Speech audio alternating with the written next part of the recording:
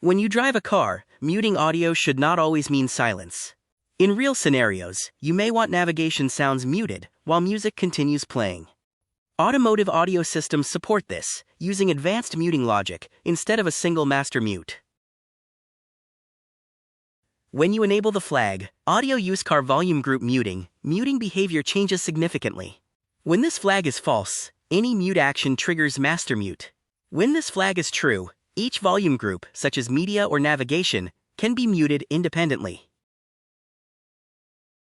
When you hear navigation guidance, music volume often reduces automatically. This behavior is called ducking. The flag, Audio Use Hall Ducking Signals, controls how this is implemented. When enabled, the system informs the audio HAL to lower volume smoothly at hardware level. When ducking happens in software, volume changes can feel abrupt. By using HAL-based ducking, the transition feels smooth and controlled.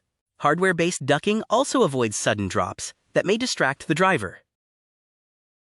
When you enable volume group muting, you must also support it inside the audio control HAL. If HAL logic is missing, the UI may show mute state, but audio will continue playing. Always align HAL behavior with enabled audio flags.